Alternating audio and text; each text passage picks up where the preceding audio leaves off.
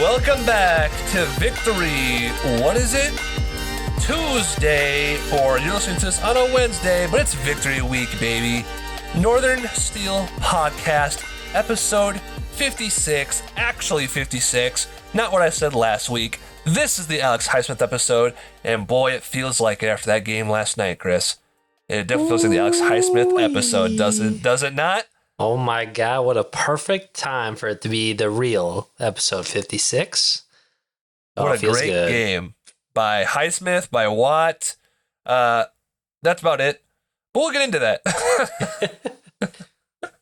But first, we want to welcome you back. My name is Dominic. This is my brother Chris. As always with the Northern Steel Podcast, the first thing we want to do before we get into our normal show of reviewing the Browns-Steelers game with the highlights and our thoughts on it and previewing next week's game is we had the honor and privilege to get to talk to Cam and Connor Heyward's mother, Charlotte. Last year, we got to talk to Alex Highsmith's parents, Pam and Sam Highsmith, and they're great to give us insights on what it's like to be a parent of NFL players and how they were able to raise their children into the stars we watch on the field today. And Charlotte was able to talk to us and give her time to us and talk to us about the exact same things. And she was great, Chris, wasn't she? Oh, she was fantastic. I mean, just a total class act. It was amazing to talk to her, hear her insight, what it was like being a parent and just like raising such incredible boys and, you know, everything that came along with it. It was wonderful. So no stalling. If I know you're here to listen to that, I know you saw the title and you're excited to hear that. So without further ado, here's our interview with Charlotte. With us right now is Charlotte Heyward-Wesley. Give it up for Charlotte. Thank you for coming on today, Charlotte. We really appreciate your time, and we're excited to hear from you today. Thank you. I'm excited to join you guys and talk some Steelers stuff or about our family. Thank you for having me. Well, so last year we actually got a great chance to talk to Pam and Sam Highsmith. And as a parent myself, and Chris is actually a upcoming parent. His wife is pregnant right now. We think it's so exciting to talk to parents about their experience raising these athletes we watch on TV and we adore, we admire, and I would love to get like a parent's perspective on what got them here and how they live their life. That's kind of what we're going to do there. But, first I want to ask, this is fresh off the game last night against the Browns. I want to ask, how's the family? How's Cam doing? How's Connor doing? How's everybody doing? Well, it has been an interesting week, to say the least, with an injury at the beginning of last week's game. Mm-hmm. He's had surgery. He's off his crutches, and he's on the journey to his recovery and is planning on being back this season. So it wasn't season ending, so we were really excited about that. Connor is good, a little banged up from yesterday. Tweak some things that he's getting treatment on right now, and he will be ready for next week's game. But just a minor injury that just needs some treatment and maybe a little time off for a little bit. Yeah. Now, you don't have to comment on this if you don't want to, but we need Connor in there more. That's my personal opinion. Absolutely. We need Connor in there more. That again, that's from me. So we need Connor there more. I think he adds a different dimension. Yes. To the offense. I think he throws people, keeps them on their toes. I think he adds another dimension that can be unpredictable when he's totally. And he has great hands. Exactly. And that's something that I always think about. I think about Steelers greats going back to Heath Miller, how he was kind of Big Ben's safety blanket. And I was like, all last year when Kenny was throwing Connor the ball, I was like, that's a guarantee he's going to catch this because he just has such sure hands. So I always felt like a safety blanket whenever we threw him the ball. Yeah. And good hands must be a Heyward trait, because I know Cam talks about that all the time when he gets an interception every now and then.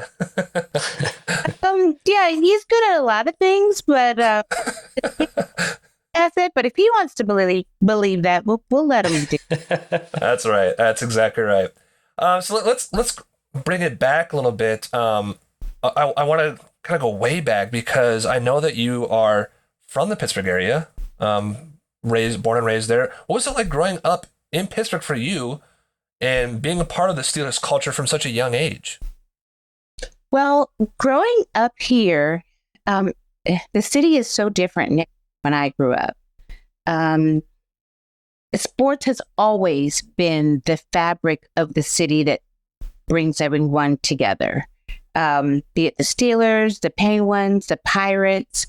And I was athletic, so I love sports. And have you guys ever been to Pittsburgh? Yes, actually. Yes. Okay. So I don't know if you've driven around to like the local neighborhoods, but whenever we have visitors, or when my husband first, Stephen, came to visit Pittsburgh, they're shocked because we keep Steeler signs up like all year round. We wear Steeler gear all year round. We're not just a seasonal thing. It's kind of like when we say we bleed black and gold, we bleed black and gold. So, exactly. That is definitely something I've noticed. In my job, I'm fortunate enough where I get to travel a lot, and there's no airport like Pittsburgh, because as soon as you get in, there's black and gold everywhere. Yeah, all over the place, and I love it. It's a great culture to be around. Was there a moment for you that hooked you into being a Steelers fan, or is that something that you're born into, being in Pittsburgh? I would say I was born into it. Both of my parents were diehard Steeler fans, and my first Steeler game, I was 9, but I think I probably really started watching football when I was about 8, and I went to Pitt football and I went to Steeler games. But my parents were going to training camp. I mean, it's just ingrained. You see people when they have babies, they have the terrible towels wrapped around their baby in the hospital. It's I knew what the steel curtain was when I was a little girl. Mm-hmm. So I can go back and just name players from back in the 70s and 80s. And my kids are like, Mom, how do you know this? I'm like, I grew up like with a Super Bowl poster on my wall. Like, yeah. You're like, I'm about this. Definitely. You went to Carlow University, correct? For my freshman year. For your freshman year. I went to Carlow, which is also my mother's alma mater. But I went there for my freshman year, and Cameron actually got an honorary doctorate from Carlow last year. Oh, awesome. Oh, cool. Pretty neat. But I transferred to the University of Pittsburgh my sophomore year, where I studied sociology. Did you, was your degree in sociology as well? I didn't finish. I have like 6 credits, and I didn't finish, but it would have sociology. 6 credits, who needs them?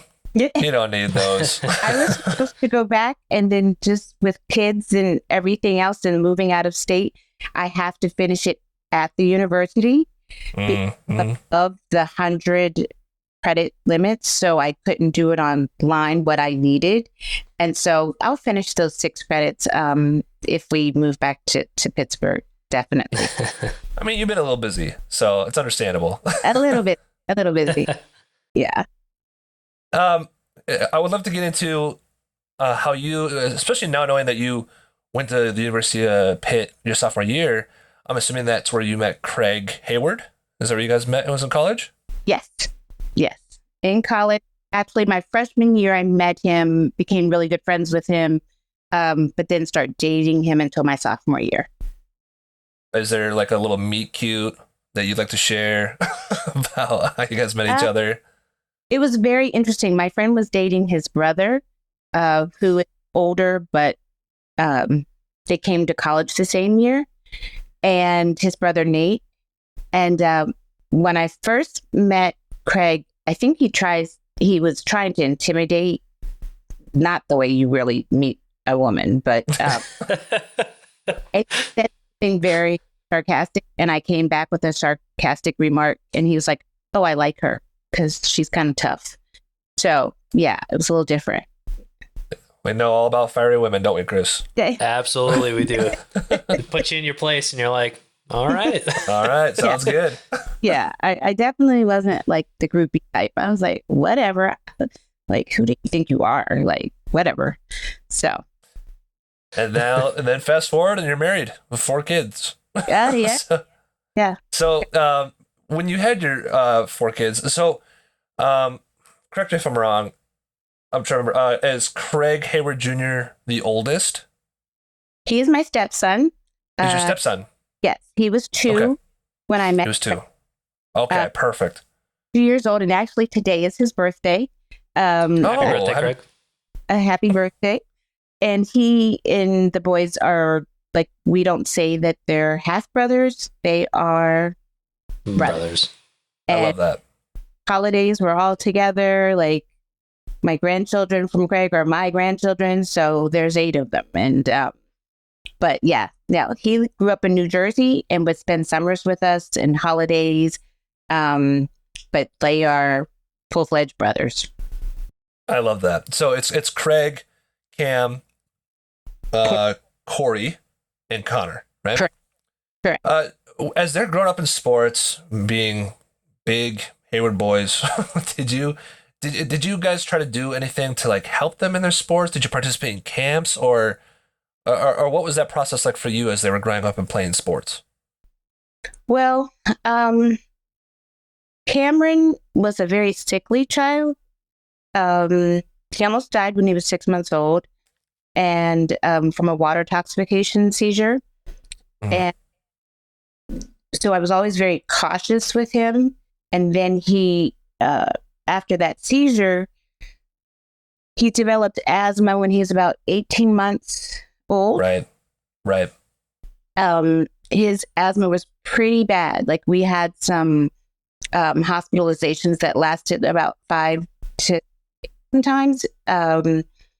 We didn't know until he was about 4 or 5 that he was allergic to things. We didn't know his triggers were from Christmas trees. He was allergic to everything. He's grown out of some of those allergies, but he still his asthma does come back at certain times. His inhalers on the side of the field with the trainers, gets a cold. If he's playing in cold weather, that I'm worried sometimes, but he's like, "Mom, I got it. Like, I know what I'm doing. Okay." But of course. So he didn't really start playing sports till he was, I'd say, about 8, and then it was baseball and soccer. Sure. And he was too big for the uniform for baseball, so he wore a coach's shirt. And but then he didn't get into football until he was about 12, and he was close, and was one of the last ones drafted. So we didn't push sports. Cameron loved to draw. He loved cartoons. Like, he was into like drawing animation. He really was not into sport. So we let them develop. Yeah. I would say we were never a sports fit. Like, if you came into our house, you didn't know what Craig did. Right. It was a job. So, and then with Corey and Connor, Cameron was already playing sports. So they started earlier because they were going to his games. So they started basketball and baseball and football. Connor started at 7. And Corey started at 6 with football. But we just let them develop. I think parents put so much pressure on their kids. And there was never pressure. We really didn't do that extra training stuff. I think when it clicked with Cameron, he was about 14. And even with that, his high school was new. And I didn't want him to go there because I didn't want the pressure. there were 3 really good football players, but the pressure of the football program, this new school, to be on him. So he went to a different school. He went to a private school, and I didn't let him play football his freshman year. And people thought I was crazy, and I was like, I don't care. His academics come first. He has to get used to this rigor. So the football coach tried to, he called me, Cameron called me and said, Mom, he took me to the locker room and wants me to like go out for practice. I said, I will be right there. Yeah, Craig and I went up there and said he's not playing football his freshman year, and he's 6'5". He was 6'5" in 8th grade. Wow. And in 9th grade, he was getting hair on his face, and this cute kid who had been playing football for 3 years at that point. No, maybe two years, but he was good at that. Finally, he grew into his body. And I said, sorry, he's not playing. He has to get used to the academics. So his sophomore year, we did let him play at Whitfield Academy, and he made all conference. And and then he transferred back home when Craig got sick.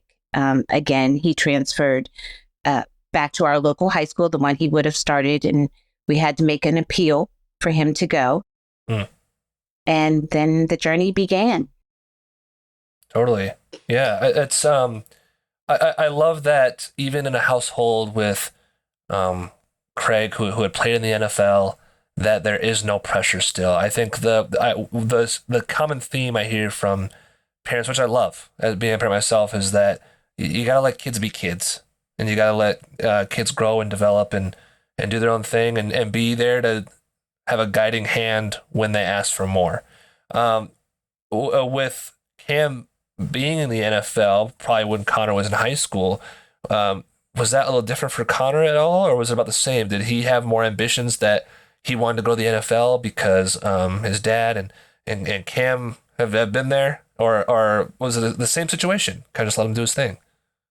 With Connor, it was a little bit different. Connor didn't play with toys, so since little, like all of our pictures, he was like a year old, and he'd have a basketball or he'd have a football. Like he just loved sports since he was a little boy, like a baby, and he was good. Like he was really good. When he started playing football, we told the coach when we brought him up to practice, after they did their draft, there are all these little, they usually start at 6, but I wouldn't let him start at 6 because I felt like he needed to control his emotions better before I would let him play sports. At 7, when he started, I told the coach, well, he can play any position you want him to play. And the coach kind of thought I was crazy, and he played every position. He was the quarterback, and he'd line up all of the offensive line. If they were wrong, he would snatch them and move them around. And I was like, can't do that. And he was he loved it early on. And I think his dream was always to be a football player. And I always think, what's your backup? You need to, what's your backup? But that was his dream. He was like a little tiny tot. Yeah. And that actually brings up a question that's a little bit later, but I'll jump to it now because you just kind of had a perfect segue into that. As parents for all your kids, did you guys always have a backup plan in mind? Did you try to always instill in them if their dream was always to be a professional athlete? Were you always like, you need to have a backup plan, you need to study, you need to have something here because that's a 1 in a million dream, and who knows how life goes? Yes, definitely. I mean, you're one injury away, your career ending at any point playing sports. Right. It's not a given. So I think it's unrealistic if you don't have a backup plan. And, you could even be the greatest athlete, but your path might be deterred from being a professional athlete for some reason. Maybe not be an injury. Maybe it could be your choice of college. It could just so many different factors. I mean, I know some great athletes that just never made it to the professional level. Right. And what's interesting about that is, like, you're right, it's not just an injury that could happen or something like that, but I'm a big Jerome Bettis fan, and I don't know if you've ever seen his Football Life, but they talked big time about how he got into a lot of trouble, in his youth, and hanging out with the wrong crowd and things like that, and almost deterred him completely from, having that shot at playing in college, having that shot at being drafted and things like that. So you never know the path that, you might get on. So no matter what, obviously you want to encourage and want your kids to achieve their dreams, but it's also good to, like, hey, just in case this doesn't happen, like, we want you to be prepared and ready and have a successful life elsewhere. Yes. So I think it was very important when they went to college that, like, Cameron he wanted to be a middle school math teacher, and he would have been a great middle school math teacher. Connor's degree is in communications. Corey's degree is in business. They needed to know what they wanted to do, after college, because being a professional is not a given. And then even when you are a professional, the ball stops at some point in your life. Mm-hmm. It's not like here that you can say, you're in the business world for 30, 40 years, or, you're an electrician or you're a teacher, so. Exactly. No, that's, those are very smart things to do. Those are obviously, it seems like no-brainers, but I think that's what's so special, talking to parents and getting their their perception on these things, because that is important to instill in your children, to always be ready for what the future can throw at you, because you never know. What was it like to balance raising these 3 boys and when Craig would come over for sometimes 4 boys, while navigating life's twists and turns with maybe moving around and sicknesses and whatnot? There were definitely times where I felt, whoa, like, God, I can't handle this. This is a lot. You say you're not going to give me more than I can handle, but I was at my breaking point sometimes, and somehow persevered. My kids say, Mom, we don't know how you did it, because I think as they've gotten older, especially Cam, he's got 3 kids right now. Mm-hmm. And I also adopted a daughter named Megan, and Megan played sports too. Oh. And so she ran track in college at Elon, and Corey played basketball at Georgia Tech. So, like, they all played high level sports. And right. Sometimes I went to 2 to 3 games a night, and I would go to, like, Megan would have an early basketball game, Connor would have a basketball game, and then I'd go to Georgia Tech for a basketball game. And then that weekend, if it was in the fall, I might be at a football game at Ohio State. It was crazy. Like, and my friends say I'm built for this. My life is very unorthodox. I'm always on a plane, but I guess this is where God planned. I was a realtor, so my career was flexible, that I could rearrange my schedule to, be at their games or practices. But I also had I had a good village, and which helped me. Like when Craig was sick, they'd help with my kids, or they'd go to the hospital. I had a great village. So, and I was away. I wasn't here in Pittsburgh. I was living in Georgia. So, right. Village of friends that were great too. Could you, if you don't mind, could you talk a little bit about life after Craig had passed, and what that was like for you with this village of people helping you out and raising these boys? It was hard. Connor never really knew his dad healthy, because I was when the first tumor came, or the initial tumor came.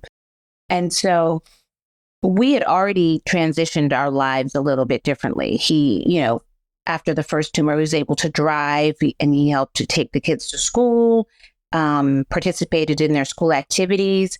But when he subsequently had the stroke later on, years later, it was hard.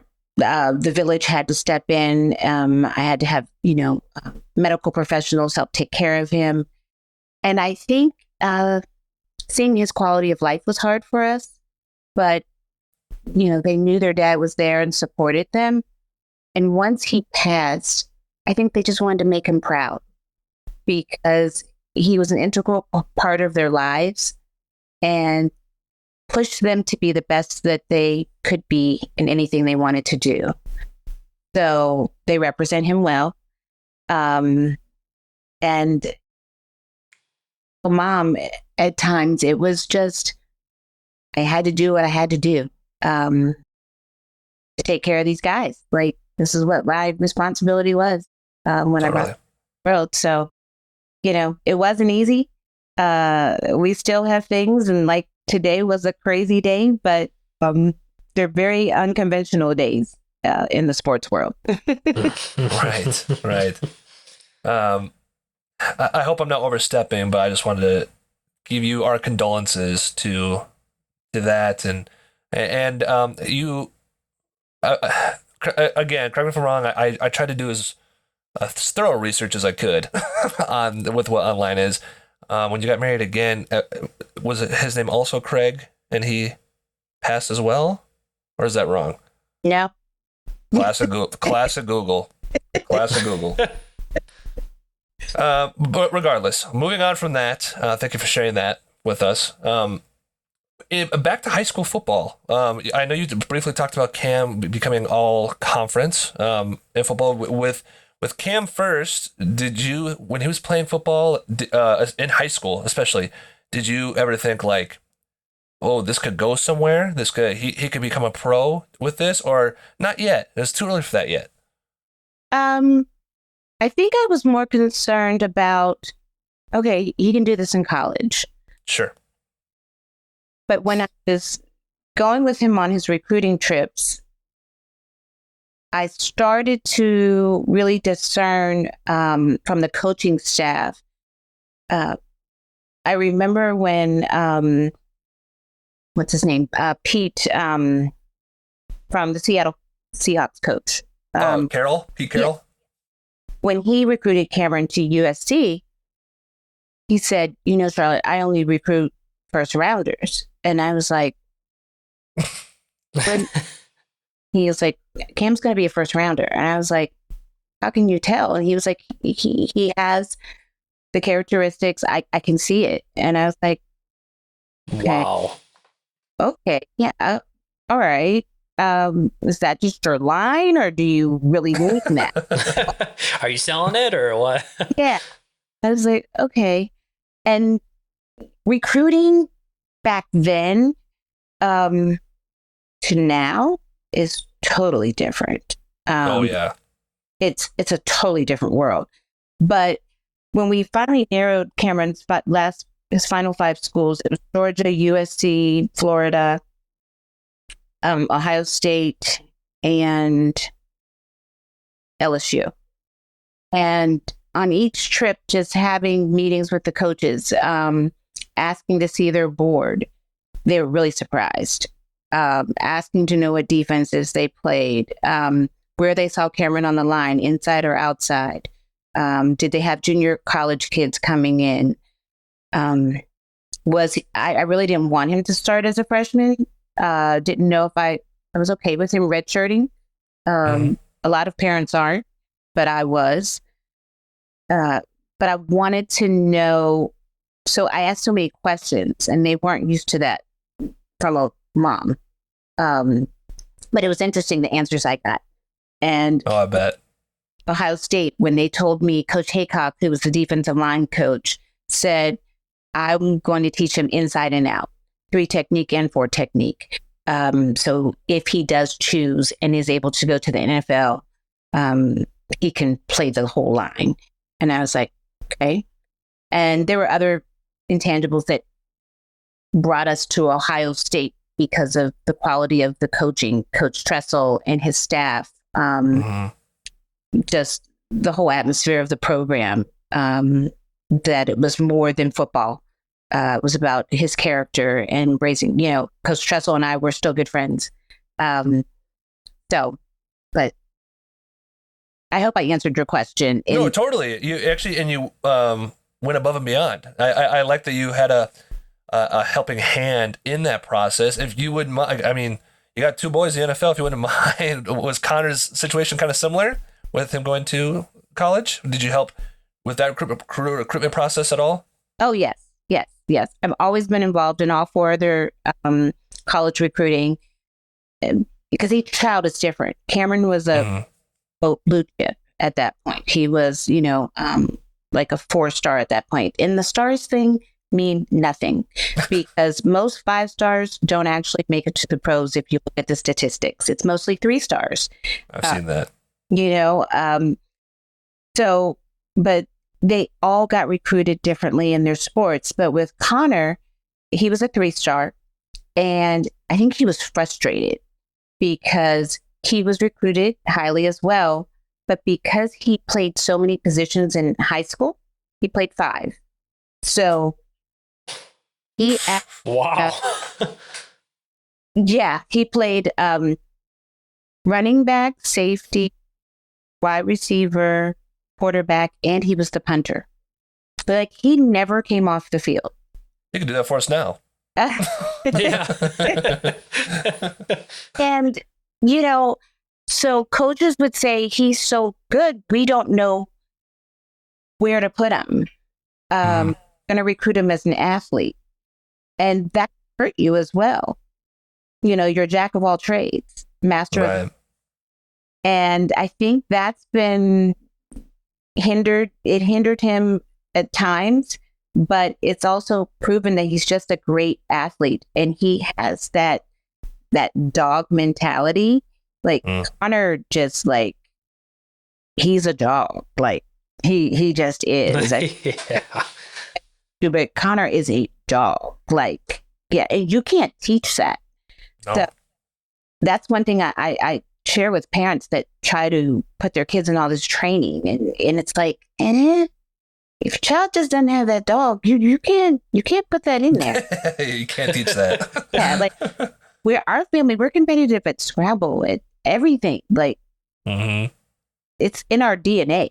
But if a kid wants it, a parent can't make more training, can't make it happen. Of course. It's amazing that the versatility in high school can be a hindrance in the scouting. I think that would be such the opposite, especially thinking about how he plays on this offense. Put him at fullback, put him at tight end, put him in the slot. He's kind of everywhere. And so I'm like, oh, cool. We can really put him anywhere and he'll do well. I feel like, why is that a hindrance? I think that would be such a good thing, but I guess I kind of get it too, because it's like, well, maybe he's not like the safety. He's not the, running back or whatever. But God, that's so crazy to me. I think that's what we vouch for on this podcast. And Charlotte, this is no BS. We talk about Connor a lot in here. We love the way absolutely. He plays. And throughout the summer and training camp and preseason, people were still surprised when he made plays. And I was like, were you guys not watching games last year? Seriously, like he does this. This like Chris said, he's quickly become a security blanket to the team, and it has to be the versatility that he can play so many positions that makes people, for some reason, kind of maybe look past him or forget him. But to us people who are logical, it only shows how special he can be and how athletic he can be. So yeah. It's amazing. There are times I think he gets frustrated and I have to have a talk with him. And I'm like, let's look at this. You've always had this wall in front of you, but you've always knocked it down. And when we were in college and we had some issues at Michigan State and he was going to transfer and he went into the portal and then came back. I think he always has naysayers, And I say, but look, when you got recruited to Michigan State, we met with the offensive staff and the defensive staff, and they said, Connor, you choose. We want you either side of the ball. When you mastered, you were running back, even though you weren't a true running back, but then you were like a great slot receiver and you can catch the ball in the flat. Like it's just, he can do so much, know? And I know, Mom, nobody just seems like they believe in me. And I'm like, it's okay. Like, yeah, it's okay. You're going to be fine. You went to the combine. You made the all combine team. I mean, like, look at what you've accomplished, Exactly. And even Cam, who is third on the Steelers all-time sack list, is continuously disrespected year after year in terms of lists and stuff. Always. Huge. So, yeah. Even when he got drafted, they told his agent when he went to the combine, he did so well with the coaches in the interviews. He was hurt, so he only did interviews at the combine. And they were like, I want him to marry my daughter. Like, but they thought he was too nice. So they didn't think he had the nasty in him. Oh, well, little do they know. Yeah, exactly. Yeah. So the disrespect is like, his agent said, he was told, like, if he had some arrest or something in college, it might have looked good on his resume because they don't think he's like nasty enough or bad. And I'm like, wow, that's what you have to do to play football in the NFL. So I think I hope Cam knows that Steelers Nation loves him and that we know he's the tops. We do. He's definitely up there. Yeah, Cam and Connor have 2 supporters here in Minnesota for sure. So if you want to pass along the message, by all means. But I sure will. You kind of talked about it a little bit with Cam, but how was the pre-draft process? Did Cam and Connor both share their conversations with you, with their coaches? I'm sure Connor did because I remember hearing Cam talk about like, I know who Connor has talked to from coaches before he got drafted. So did they talk to you about that? Yeah, both their processes were vastly different because Cameron got hurt during the Sugar Bowl. Yes. And tore the tendons in his elbow. So right after the Sugar Bowl, we were off to surgery. And so he could not work out. But he did go to Phoenix and train, but he couldn't lift and do things like that. He took his visits to the different NFL teams that were interested in him. Went to the combine, but only interviewed. And then he had his own combine at Ohio State. And there were about 26 teams there. Okay. And so he actually worked out, I think, he worked out late, but when he had his combine. And that's when I first met Coach Tomlin and Coach LeBeau. And they came over to us, my parents and myself. And, us being diehard Steeler fans, like, we were like, they're walking our way. Oh my, like, the gods of football are walking. Yeah, right? Totally. And there's actually like a video where you see me talking to Coach Tomlin at this time, and you can see my head just going like this. I was like so nervous. He was like, Miss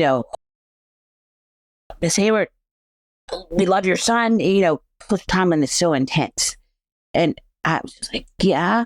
And he's like, now, if your son's still there when we pick, we're taking him. And in the sports world, you take something like that with a grain of salt, right? Oh, totally. Sure. Totally.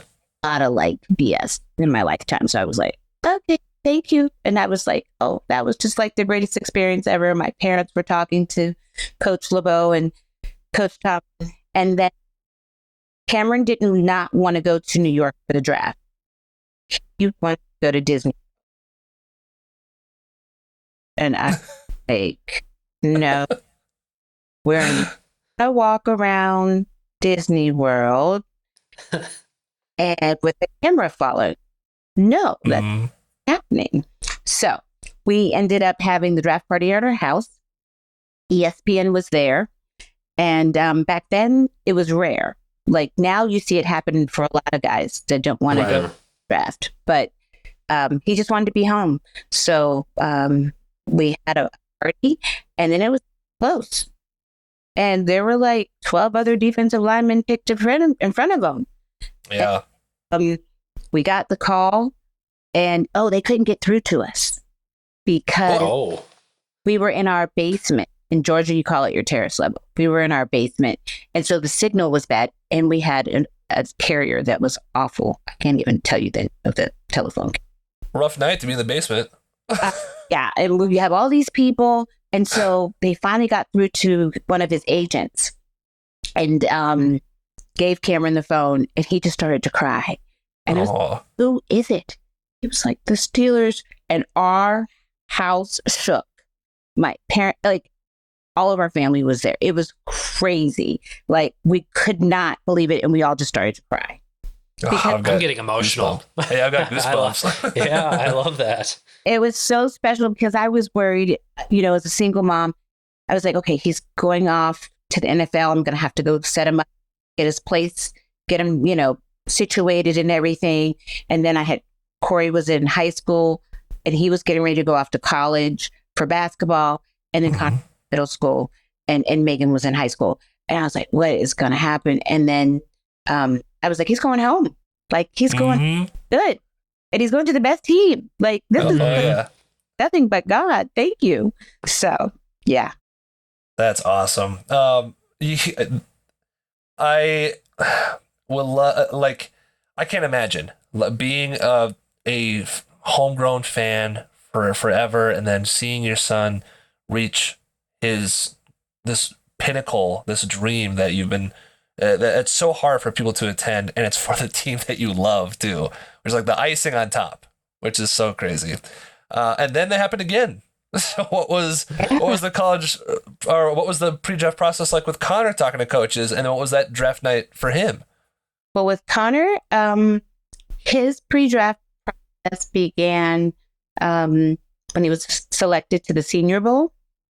And so we went to Mobile for the Senior Bowl, and he performed very well there. I think they had him as a fullback there, even though Coach Tucker and Coach Gilmer had switched Connor to like tight end in college. And then after the Senior Bowl, he went and trained down in Florida, and then got the invite to the Combine, which was awesome. Performed very well there. Cameron and I actually went to the Combine and watched him. And awesome. So seeing him make the all-Combine team when they only choose like 12 guys, I was like, wow, like, you did a great job. Nobody expected that from you. But he showed his great hands there, agility. So, and then it was, okay, be prepared that he might not get drafted. He had a great time at the Combine, great interviews. I think a lot of people were surprised at his football IQ. It surprised me. There are some things that I've asked certain questions, and he told me some of his interviews and what they asked of him, and I was like, you knew like that? Like, it's just because you have to know a lot, especially when you're in tight end. Right. But anyways, so we were prepared for him to possibly go undrafted. Typically, as a fullback, sometimes there's no fullbacks drafted. Sometimes it's just one or two. Right. Didn't know if he was actually going to be drafted as tight end because he's not a prototypical tight end. So we were nervous. He was a nervous wreck, and had family and friends at our house. And I took the dogs for a walk with my granddaughter, Cameron's youngest. And we were walking around the neighborhood because I just had to get out of the house because Connor was downstairs with his brothers, and they were trying to keep him calm. And my friend Betty Roby, whose son is Bradley Roby, came running to to yell for me because she's like a second mom to Connor. And she was like, oh my gosh, he got the call. He got the call. And I was like, well, who is it? And she's like, I don't know, but he's on the phone. So like I grabbed Kaya's hand and I think I flew her in the air. Our dog, and we're running to the house and tears are coming down his face. And Cameron is like, oh. And then he was like, it's the Steelers. And he was like, what? And then, all right. So that's awesome. It was just amazing. And I think when people say, you know, he only got drafted because he's Cam's brother, I'm sorry. There's a lot of brothers that have brothers that play football, and Coach Tomlin and, you know, Kevin Colbert, they're not gonna they weren't gonna draft somebody just because he's somebody's brother. Like you have to be an asset to a team. Like this is a business. So I just think it's asinine that people say that. And you know, I gotta be honest, not about that, but like it is asinine. But I've definitely had those thoughts. I remember when we drafted T.J. Watt in 2017, and I was like, hey, J.J. Watt's brother, I get it. I get why you drafted him. We'll see what happens. He's probably not going to be as good. And here I am with my foot in my mouth as he has been the best defensive player we've had. And with Connor's the same way. So, yes, yeah. So, you know, I feel it's bad for the younger brothers of these players because they have value. They've worked hard. Mm-hmm. You know, there's a lot of brothers in the NFL that don't make it to the NFL. So right. Well, couldn't be happier that they're both on our squad, and we've enjoyed watching them thus far. Fast forwarding to the NFL games, how involved are you in their NFL lives, and do you travel a lot for the games, or do you kind of watch the games from home a lot? What do you do? I'd say last year was the most I have gone to NFL games. I've been going to NFL games since I was 1, and because I got married so young. Yep. I took a break from going as much because I have family here in Pittsburgh. So, and when I would have to travel for, you know, Georgia Tech basketball games, Elon track meets, and Connor's college games, you know, I can always see Cam on TV. So I would go to maybe 3 or 4 games a year. But when Connor got drafted here last year, I think my husband and I, we went to 8 games. We're going to a ton of games this year. So it's fun because we have 2 on the same team. And that's so fun. yeah, it's fun. Now I have the time. Nobody's in college anymore. It's a good time. That's great. What's been one of your favorite moments from each of their careers thus far, from Cam and Connor's? I think the first time Cameron was selected for the Pro Bowl, that was an honor. And I think last year when they both played in Atlanta, Cam had the sack and then Connor got the touchdown. That was a very special game. Yes, it definitely was. Mm-hmm. That's something we talked about as well. That was awesome to see from both of them. Yeah, that was a very special game. Very. A little shift here, if you don't mind. Could you? I know you've got a big hand in the Heyward House. Could you talk to the people and let them know about the Heyward House, your role, and then some insight of what you do there? Well, Cam and I started the Heyward House in 2016. And it is a nonprofit that we want to impact the youth of Pittsburgh and the surrounding communities, and also part of where they are from in Georgia, in Duluth and Suwanee area, in as many ways as we can. We believe that the youth are our future, And with food insecurity, we know the importance of a young man dressing well. Literacy initiatives. We also have programs to deal with pediatric cancer, because we support some nonprofits that deal with pediatric cancer, because cancer is very dear to our heart, people who are going through that. Any way that we can lend a hand to make someone know that they matter, Cam and I try to do that. And we have, I'm the executive director. We don't have a large staff. There's only like 3 of us that run this nonprofit. My 2 lovely colleagues, Eileen and Nicole. But we work hard, and we are in the community, and Cam is there as much as he can, doing as much for the young people in the Pittsburgh area. So we have Cam's Kindness Week coming up in October. We had to push it back because of his injury. But we're all about just, helping these kids know that someone cares about them. Is there a way people can help out from who don't live nearby at all? Sure. I was just about to ask. They can go to the Heyward-House.org, and you can make a donation, a financial donation, but we also get clothing donations from all over the United States. Men's clothing, like dress attire. So we get suits, dress shirts, belts, slacks, just as long as they're in good condition. Some people have sent us new items.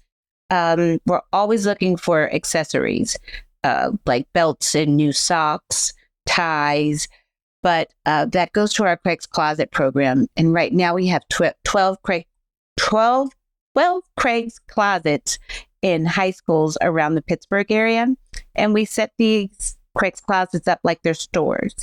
And they make appointments with their counselors, and they go in and they get dressed in a suit and tie and shoes. And when they have a special event, and they take this home with them in their garment bag, and these suits are for them to keep.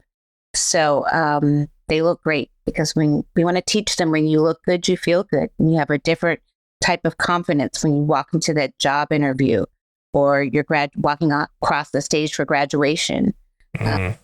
Some kids have used the suits for proms. So, but that's definitely, we're always accepting donations for the Craig's Closet program. That's fantastic. Mm-hmm. And I've gained a couple of pounds myself, so I know where to send some old suits. So this will be great. Thank you. Finally, what is your favorite thing about being a parent, and what would your advice be to other parents out there?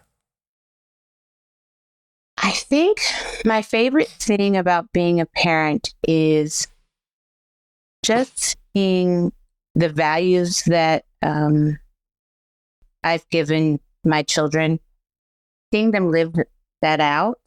My kids have all been great athletes, but they're better people. And knowing that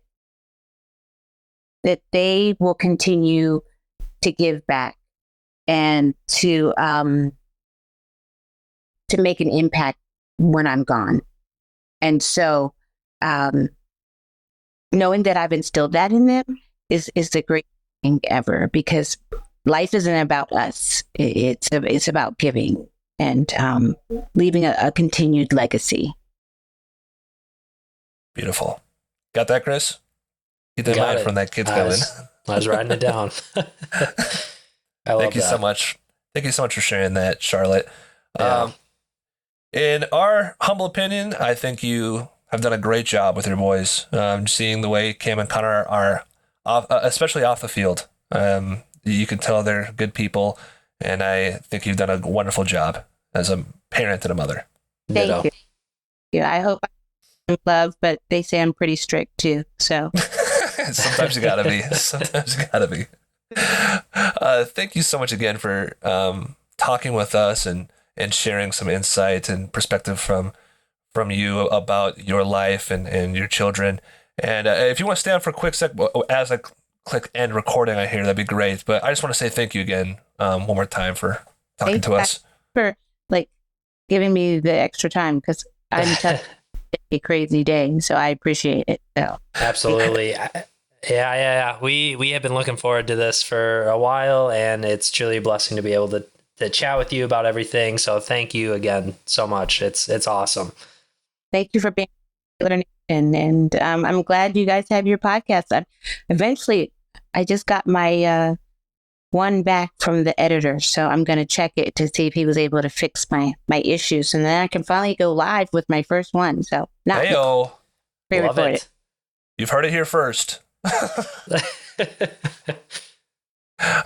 I gotta do it. I gotta ask if you had fun here, if you had fun talking to us, if Cam or Connor potentially have like a free Wednesday coming up, feel free to throw them our way. We'd love to talk to them.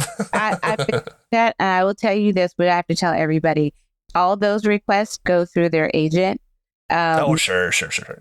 Well, thank you so much for the insight, and we hope you have a great rest of your night.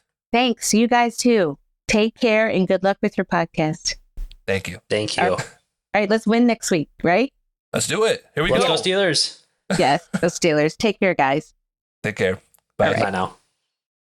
Thank you again to Charlotte. That was such a great interview, Chris. What do you think? Honestly, it was incredible. It was filled with a lot of emotions, and just being able to hear her story, as well as hearing about her boys from her perspective, is just honestly a truly great experience. She's a natural, and she's got a podcast coming out. You heard it here first. Her first episode should be dropping soon. So after this, go listen to that, or you know what, quit off this and listen to her right now. Listen to her podcast. We appreciate her having her on, and we'd love to talk to any other parents out there. Wink, wink, nudge, nudge. If you're a player and you want to talk to us, please do. We would love to talk to you. We'd love to get insight from you, and we're nice Steeler fans. We're logical boys. And speaking of nice Steeler fans, Chris, let's talk about this Browns game. At our nicest. At our nicest. We got the win. We got the dub. We love that. We're going to go through the highlights for you. Last year, Chris and I, we do highlights every week, and we condense them down for Instagram and for TikTok. TikTok? Am I 50 years old? For TikTok? We condensed them down, and they got a lot of views on Instagram and TikTok because Cleveland Brown fans are not happy with the way we talked about their team.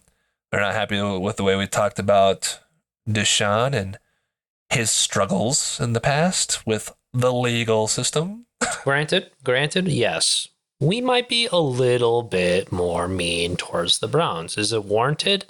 Yes, it is. However, for the people who do watch these videos and they're like, oh, classic Steeler fans, never like bagging on themselves, like they think they're so perfect. That just shows you never listen to it. Obviously, we bag on ourselves way more than any other team. All right. So just like sit in your corner, cry about it. If you don't think we bag on our own team, please revert back to last week's game against the Niners, where Chris and I talked an endless amount about depressing things. If you missed the Steelers win over the Cleveland Browns on Monday night because you were too busy thinking of an excuse to not watch this firework display of offensive powers, here are the highlights just for you. First play for Deshaun Fraudson, and oh my gosh, there's massage oil on his hands! It slips through his receiver's hands, through Minka's, and Alex Highsmith says, I'll take that. Something Deshaun is very used to, and runs it in for a pick six touchdown. Amazing play by Highsmith, and you know what? Give it up for Deshaun Watson, as he continues to be a guaranteed mistake for this so-called team. Watson has the face of a guy who knows he's robbing the Browns, and Alex continues to be worth every penny. I love when it all comes together. Oh, but Deshaun will bounce back, right? He's good now, right? Well, sit back and relax in your massage chairs and enjoy the Cleveland Clown Show. We're just getting started. After that great display of athleticism, the Browns are able to put up a measly 3 points from a kicker they had to sign as they cut the rookie last year, classic Brown stuff. On the Steelers' opposing drive, they find themselves in a 3rd and short situation. This should be very manageable. You know what else? You know what is less manageable? Finding the strength to feel anything anymore. Kenny keeps his eyes locked on Pickens and ends up placing it in the hands of Delpit. Thankfully, for our defense understood the assignment as Big Larry tears through this supposed elite offensive line and sacks Watson for a huge loss. Steelers now facing a 3rd and long. Kenny finds Jalen Warren as he bobs and he weaves up the field just to get stopped short of the first down marker. Great effort, just not enough to keep the drive alive. On the Browns' next drive, what you'll notice here is remarkable. What appears to be a converted 4th down was later challenged and reversed by Tomlin, which brings his career challenge record to 4 and 378. Steelers ball again, unfortunately, and Kenny decides to throw it to, oh no, not Gunner, please, as he's blasted by Grant Delpit, who had a very good game, and again, the ball slips and slides around until it goes out of bounds inside the 10-yard line. Gunner, who already Tony toe-tapped a kickoff, for God's sake, now blasted off the field tonight and possibly out of a uniform for the rest of the season. Meanwhile, the massage oil has really worked in the Browns' favor this time, as you can see comically bouncing and rolling around in the red zone. Now let me just say, while this touchdown happens that I don't care about, that we here at Northern Steel respect the hell out of Nick Chubb. We are so sorry for this horrific injury that happened to him. He does not deserve this freak accident, and we pray that he can recover. Now back to a guy who does deserve injury. Deshaun Watson and the Browns go for 2, and they get it, making the score now 11-7, Browns on top in the second quarter.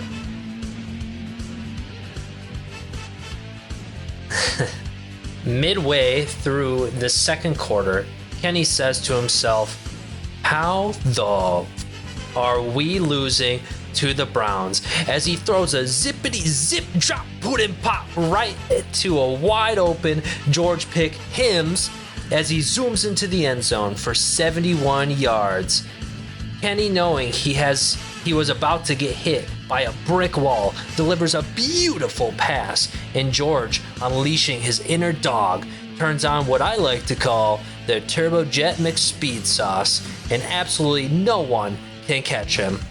And all the Browns can do is is get a measly whittle field goal. Weak. Not Boz though. He whips out his 3rd leg and sails the ball through the uprights. Easy peasy lemon squeezy. Steelers up by 5. Browns have the ball again, and they hand it off to Jerome Ford, who's going to get tackled for a huge loss, but then, psych boy, look how fast I am. Levi Wallace said, oh shit, I have to actually play, and Jerome Ford runs around his ass, avoiding Minka the best he can, but can't quite escape him as he is tackled at the 1-yard line. 2 weeks in a row, this defense has been gashed for a giant running play. They may have had the turnovers and the touchdown, but the yards given up and the missed tackles have to improve. Minka gave his best effort in stopping Ford and said, I'll keep you out of the end zone no matter what, even if I have to throw up. And he did. A lot. But he made it through, and he'll be okay. But the Browns still end up with a touchdown to SDSU legend Pierre Strong. They go for 2, and that slippery snake, he finds his way into the end zone to somehow bring the Browns on top, 22-19. I'm disgusted to see this boy on my field, and I hope the Steelers can find a way to come back. After Watson's second face mask penalty, still putting his hands where they don't belong, David Njoku says at halftime how left out he feels in the game and decides to join the fun and just fumbles the ball, with the Steelers forcing yet another turnover. What an embarrassing display, but what a fun way to reap in the benefits. Ref talking, saying, oh yeah, he done messed up. Steeler football, everybody. The Browns have the ball, looking to run out the clock to put this game away, which means, of course, they're going to pass. And Deshaun Watson hilariously drops the ball, and TJ Watt picks it up for a touchdown. Oh, who was that tackled Deshaun? That's right, Alex Highsmith. Didn't I tell you this is episode 56 for a reason? This duo continues to dominate all night. This elite O-line, supposedly, giving up 6 sacks, and the Steelers with 2 defensive touchdowns. After a great DP by JPJ, a lot of initials there. The Steelers hold on for the win, 26-22, and I couldn't be happier. Well, let's take a step back there, Dom. I could be happier. I mean, don't get me wrong. Beating the Browns, one of the top 5 best feelings in the whole world. All right? Right behind going to Disney World. All right? And then eating a Crunchwrap Supreme from Taco Bell. All right? But let's dive a little bit deeper into this game, shall we? I mean, it was not a pretty thing by any means. No, at all. It was the offense, again, atrocious. The offensive line, terrible. The offensive play calling, terrible. Kenny Pickett was not good again. Better than last week, I'll give you that. But not good enough. Really, really just not good enough. What really blows my mind, Dom, is the fact that week in and week out, you and I are the sports analyst experts, and we have a little segment, it's called Keys to the Game, that we give every single week. And Spoilers. you think they would listen to this, right? Like, at least maybe take a little bit of our advice. We've been fans for so long. We're practically better than Matt Canada at this point. Right. You'd think so. So where'd it go wrong? I mean, it is everything. It really is. The line couldn't get a single push all night. The play calling in a lot of situations didn't make any sense. Especially you want to talk about the 3rd and 1 after the Watt touchdown. The Steelers actually got the ball back with a chance to run out the clock, and they had a 3rd and 1. And instead of just lining up an I formation, putting Connor Heyward at fullback, since that's supposedly where you want him to play, and giving the ball to either Connor or Najee or Jalen or anybody really, and just diving up the middle the best you can, even if it doesn't work. At least that's the play it's supposed to. That's what you're supposed to do in that situation. Instead, they run a quarterback option.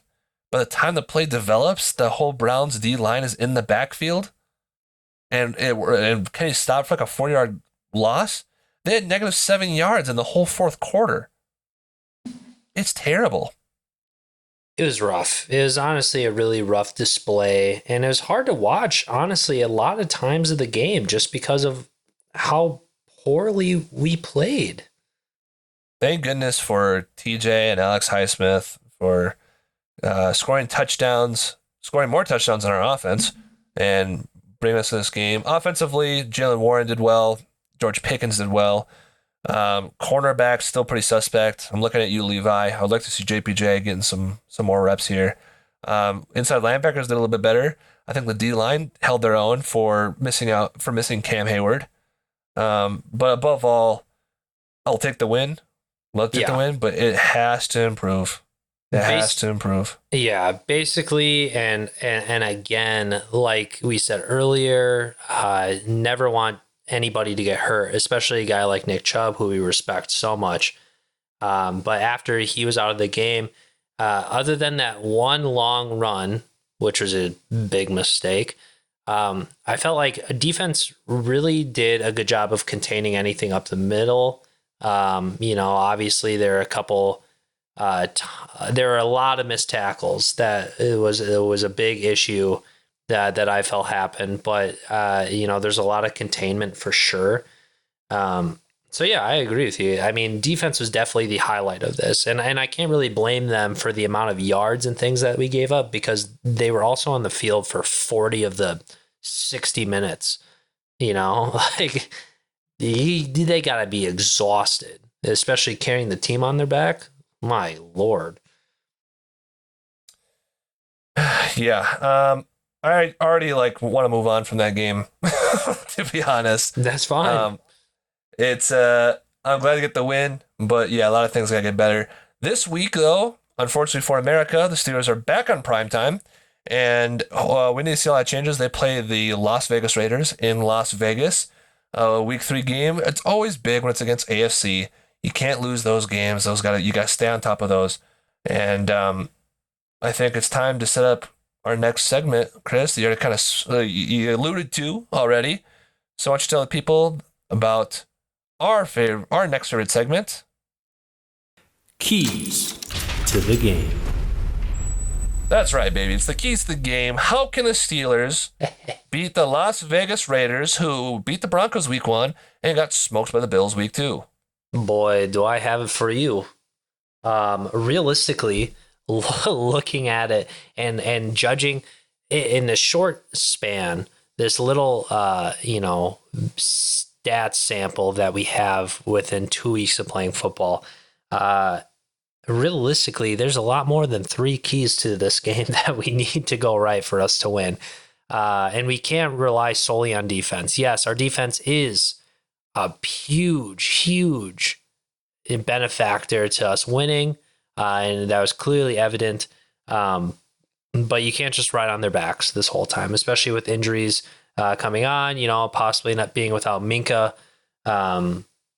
That's huge. So here's what I'm thinking. Okay. I think Minka will be fine, to be honest, but he could be out. I think he'll be fine too. Obviously, he got discharged from the hospital, but it's still no official word on whether or not he's going to be playing this week. Right, but you are correct. They did say he'd be fine in terms of health, I guess, like a chest contusion. But you're right, he could be out this week. Definitely. So a big key to my game of winning this is establishing a run game. And I mean playing to the strengths of our running backs. We have an obvious north and south running back in Najee Harris, and he was visibly frustrated, and rightfully so, after our offensive line was abysmal yet again, getting absolutely no holes. There was no scheming to our offensive line. And so, but then again, to start the game, what did we do? We ran Najee to the outsides. He's not a lateral guy by any means. That is Jaylen Warren to a T. He's fast, shifty, he can get out there. If you're going to run those plays, use him. Najee has to go north and south, but we have to establish a run game. We have been so pathetic. Najee, I'm pretty sure, has 73 yards in the last 2 games combined. And I mean, his average is pretty good, but that's because he's only ran 16 times, which is normally what he gets in a half of football. Or a game. Or a game. I mean, a game would be better, but like, come on, Steelers. This is just pathetic. And this will also help out Kenny in the passing game, because Kenny doesn't need to be throwing 30 to 40 times in a game, realistically. He's already getting blitzed like crazy. Getting him more confident and maybe like setting up a pass play while establishing the run game is very important. So maybe that can help build his confidence and kind of get him back on a tear again. But so ultimately, a big key to the game is establishing the run game, playing to the strengths of our running backs. Kenny, getting into rhythm a little bit. He has had a rough go. He's been inaccurate, bad at leading receivers. A key for him is just starting the game off with a couple completions and just letting that ride. Build your confidence back up. We know you can do it. You have good accuracy. We've seen it. And I'm not just talking preseason, baby. I'm talking last year when he led us to a 7-1, 7-2 ending. I mean, technically 7-2, but yeah. Yeah. I know. Technically 7-2.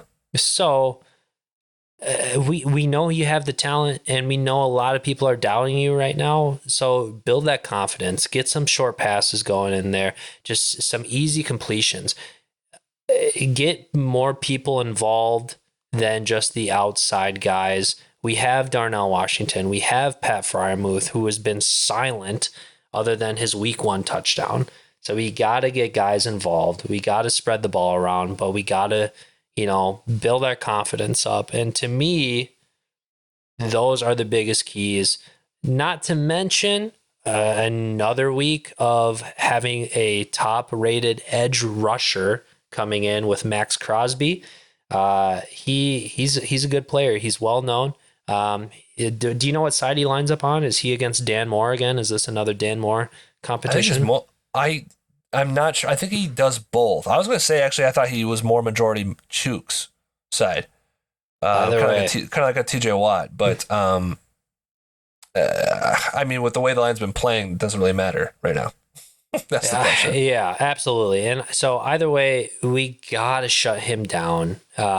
He is by far going to be coming in at us. And honestly, if I was any defense right now, I'd be blitzing the Steelers like crazy because our line just can't pick it up. So those are the big things. Cancel out Max Crosby, play to the strengths of our running backs, establish a run game, and get Kenny confident. Yeah, I mean, the keys to the game, like you said, it's based on what we've seen these past 2 weeks. It's offense. You can forget about Matt Canada scheming better. That's not going to happen. It's never going to happen. When the team plays better, it hides his incompetence. So I think it all starts, like you said, with the line. The line play needs to be a lot better. It was supposed to be better this year, and it has not been that way. Granted, the Niners have a good defense, and the Browns have a good defense. I know it's a lame excuse, but it's early in the season. You got a long ways to go to get hot, to gel together, but they're not looking good right now. But the line needs to play better. You start there. When the line plays better, like Chris said, you can add in the running game. Then we can start to have a running game a little bit. Najee can go north and south. Jalen's already kind of doing well already. You have better blocking for him. Who knows what can happen? The Steelers, I think, were at one point, man, I don't remember the exact number, but I feel like they were 4 for 12 last night on third downs, and their average amount to the yardage was like 8.8 yards, which is horrific. You can't be successful when you're facing a third and long every third down play. You have to be able to get some yardage. So it starts at the line, then it starts with the running game, then it goes to Kenny. Because when Kenny's got a better line, he's going to be less jittery, less nervous.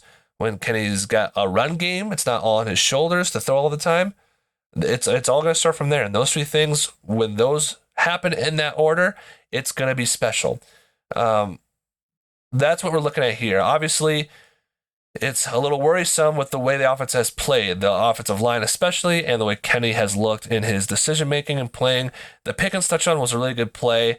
There are still some decisions on looking at the reads. There's a missed play. He threw into the dirt on a Pickens slant, and the exact same play was ran like 2 plays or 3 plays earlier where he should have thrown it to Pickens and he threw it to the running back out in the flat. It's called like a pick-aside play, and I can't believe they ran the same play in the same drive. I mean, I can believe it. It's Matt Canada, but that's what I'm talking about. It's his incompetence, his lack of creativity isn't going to change. So the players have to change it themselves. And it starts with the line, running game, Kenny. If you want to have some kind of defensive element to this, obviously Jimmy Garoppolo has been around the league for a while. He's not a schmuck by any means. So you still got to be able to hold the fort down there. Our outside linebackers are going to need to be huge again. Our run defense is going to need to be huge. Josh Jacobs so far has not been having a good year based on after having the rushing title last year, but our defense has not been good at stopping the run at all. So you need to get some confidence. You need to slow the run down, make it so that Josh Jacobs is still trying to struggle in week 3. And then Davante Adams. The Steelers did a really good job at blocking him out and taking him out of the game plan last year when they played the Raiders. And it's something you have to do again. Is trying to take out Davante Adams. And if you can do that and stay calm, you're going to be in for a good surprise as a fan watching this game. However, the Steelers do have bad history playing the Raiders in the away stadium. Granted, most of the time that was in Oakland. This is Las Vegas. Does that mean anything? Probably not. But this is usually a game where the Steelers lose, right? Because they're playing potentially down to their opponent. Not that I'm looking down on the Raiders. The Steelers do not look good right now. But this is those type of games. I would say it's kind of more of my prediction, motivation, optimism for them to win because they need to win so badly. They need to keep growing and gaining confidence. They need to win. Absolutely. And correct me if I'm wrong. LA or Las Vegas is an indoor stadium, correct? It is. Yeah. So, and obviously, I think he can play in any kind of weather and whatever. But I feel like, especially looking at him last year, Kenny had a really good time both playing in Indianapolis and playing in Atlanta, both indoor stadiums. So hopefully, maybe that can help out this offense a little bit. There's no weather, going to be affecting the football or anything, so that's going to be huge. Something that I really want to see coming into this game, which you'll probably agree with me, is I want to see our, not so much all of the rookies. I mean, yes, all of the rookies. I want to see them get in there, but I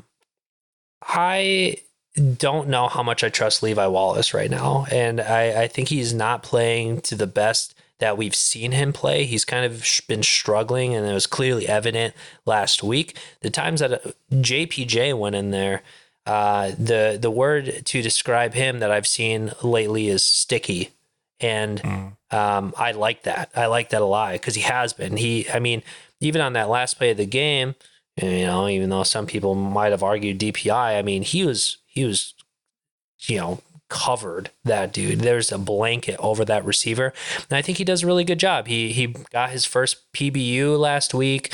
Obviously, I think he's gaining some confidence. He wants to get out there. He's hungry, and I honestly think we should give him a chance. Hopefully, Levi maybe finds a stride a little bit, because realistically, Even though I was very excited for Pat Peterson, he's also kind of been struggling week 1 and 2. So let's change things up a little bit. Move him into the slot. Get JPJ on the outside. Kind of see what we can do, and maybe we can blanket Devontae Adams this next week and really take away that aspect of the game for Jimmy Garoppolo. Yeah, it'd be nice, especially when other rookie quarterbacks around the league are playing and doing well. So it'd be nice to see ours some more in action. I would say another thing I'm looking forward to see, even though we're talking about the line playing better, and I desperately, don't get me wrong, I want the running game to be so much better. I really do. There's something I really want to see, because this will be his 16th start in the NFL, is I'm praying for a multi-touchdown game from Kenny. Really? He hasn't had one yet. It's telling all the naysayers and the doubters, it's giving them legs to keep doing what they're doing, and I really need a multi-touchdown game. Granted, it's the NFL. Wins are not easy. I'll take a win. Don't get me wrong. You could have no touchdowns. I'll take a win. But I need to, at some point this season, I need to see a multi-touchdown game. Granted, our offensive coordinator calls 4 verts at the 8-yard line, but right. Whatever. I would love to see that. Granted, we have 3 good run plays in a row, big run chunk plays, and then lose 6 yards on a jet sweep. So yeah, pretty cool stuff. Yeah. Speaking of that, I know the crowd was chanting "Fire Canada, Fire Canada." I'm chanting it in my own room when I'm watching the games. I don't think it's going to happen, unfortunately. The Steelers don't do that. It's dumb. It's stupid. I know. I hear you. I agree with you. I don't think it's going to happen. If it does happen, obviously they can't sign a new offensive coordinator. You can't learn a new playbook during the season. That's insane. They should have fired him last year if that's something they do. However, maybe this makes it better. Maybe it doesn't. I don't know. If you fire Matt Canada, the playbook doesn't change, but the person calling the plays does.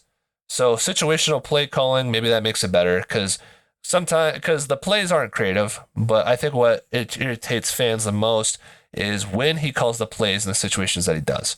And who's to say that someone else doesn't do a better job at that? I would say probably, but I also say I'll never get the chance to see it because they're not going to fire him anyways. For sure. Anyways, those are the keys of the game. We thank you for listening to this long episode. Before we edit off here, let's do our weekly picks, Chris. I had a lot of pretty bad picks last week, so I'm looking at trying to do some catch up right now. Let's go through our games real fast, and then we'll sign off out of here. Let's do it. Thursday night, Giants against the Niners, at Niners. Niners, not even a question. Yeah. Falcons at Lions. Oh God. I mean, I'm gonna go Lions, being that they're at home, but Falcons were looking pretty good. My thing with the Falcons is I don't think they look well. I know they beat the Packers. I don't know. I'm not a Falcon They're 2-0. truther yet. I know they are. I'm not a Falcon truther yet. They beat the Panthers week 1. I don't care. I'm not a Falcon truther yet. So I'm going to go Lions. If Falcons keep racking off wins, I'll believe in them. I really will. But I think this happened last year with the Seahawks. I wasn't a Seahawk truther until they started racking off more wins. That's how I feel about the Falcons right now. I'll take Lions. This is a tough one. Chargers at Vikes. Both 0-2 teams. Both terrible defenses. Absolutely atrocious defenses.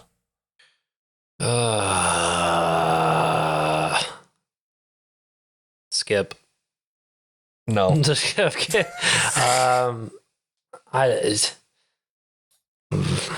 Vikings, I guess. Yeah, they're home. Me too.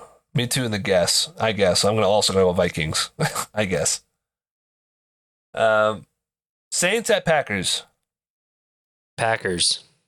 Yeah, again, another 2-0 team that I just don't really believe in yet. They're not 2-0. Yes, they are. No, they lost. No, they did not. They beat the Titans. Week 1. Are we talking about Packers? Saints. Oh, sorry. Saints are 2-0. Oh, I said Packers, and then you were like, I know, yeah, 2-0 team. That is the matchup. So as the Saints are a 2-0 team, another team I don't believe in, I'm also taking the Packers. Yeah, I don't believe in the Saints. Texans at Jags. I would imagine the Jags, even though it is a divisional matchup, and CJ Stroud has a lot of promise, but the team's just not there yet, so Jaguars. He's got no offensive line and no weapons, so yeah, Jags. Broncos at Dolphins. Dolphins. Russ, surprisingly, playing a lot better this year. I'm almost thinking about getting him back in fantasy. Might be a bad decision, but their defense not good. Dolphins, one of the only undefeated teams in the AFC, so yeah, Dolphins. Titans at Browns. I really don't know how the Titans have a win this year, but they do. So I hope the Titans. I'm probably going to say the Browns, but I hope the Titans. I mean, I agree. I'm going to say the Browns. At home, I'm going to say Cleveland. I mean, you just heard us. If you're still listening to the podcast at this point, you heard us bash Deshaun Watson. He's playing bad. He's not playing good. Baker's outperforming this year. But if there is any game for him to get back on the horse, it could be this one. The Titans are bottom 5 in pass yards allowed so far in the NFL season. So could he play better this week? He definitely could. But if he sucks again, that's real unfortunate. I feel really bad for you, but not really. Next is Bills at Commanders. Good game. That is a good game, and I feel like it is a very possible game for the Bills to lose. So I'm going Commanders. I'm going to go Bills, but I agree with you 100%. And I'm going Bills because I took a lot of gambles last week and it did not pay off. So I'm going to go Bills. Colts at Ravens. Ravens. Yeah. Have they played a hard opponent yet? Well, I guess they played the Bengals last week. Have they played a hard opponent yet? For real. The other only undefeated team in the AFC. I'm also going Ravens. Patriots at Jets. Patriots. I'm gonna go. It just sucks, man. It sucks that I just have no faith in the Jets at all anymore. I was projecting them to have like 10 or 11 wins, but was the way Zach Wilson plays, I just don't have any faith. I know their defense is good. I know that they could have a good run game, but I just have no faith in them. So yeah, almost I like want Patriots as well. Well, yeah, but when Aaron Rodgers was in the game, you called it. Doesn't count. Yeah, I'm going Patriots. Panthers at Seahawks. Seahawks. Sure is. Did you read the report that they don't want to give Bryce Young a quarterback sneak because he's too small? Anyways. Chiefs at Bears at Chiefs. Chiefs. Yeah, sorry, Bears. Cowboys at Cardinals. Cowboys. Golly. Cowboys look like a powerhouse this year. Cowboys are going to score 40 points 3 weeks in a row. Golly. Steelers at Raiders. Steelers, baby. I got to go. I'm going Steelers too. And then 2 Monday night games again. What is up with that? Eagles at Bucks. Oh, I was literally earlier thinking how I was like, you know what? I'm going to ride the Bucks until they lose. I can't pick them. Eagles. Yeah, it's a very enticing, just like the Bills and Commanders. It's a very enticing upset win to pick the Bucks. I'm going to go Eagles as well. Yeah, unfortunately. And to be fair, the Bucks haven't really played a good defense yet, and the Eagles have one.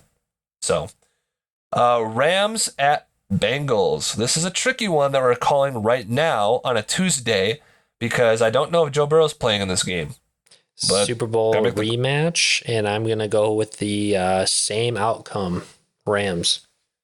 I think I am too, because I don't know if Burrow's going to play. So I also think I'm going to go with Rams, and they're looking good, unfortunately, because I chalked that up to an easy dub for us this year, and it does not look that way right now. Nope. That's the rest of the picks. That's all the picks right there. That will be the end of the Northern Steel podcast. Thank you for everyone for listening. If you'd like to follow us, you can do so on TikTok, Instagram, YouTube, Twitter, X, Groupon, Pizza Hut, rewards program, and any college of your choosing .edu. Chris, you have any last words for the people? Go Steelers. Go Steelers indeed. See you guys next week. Peace. Peace.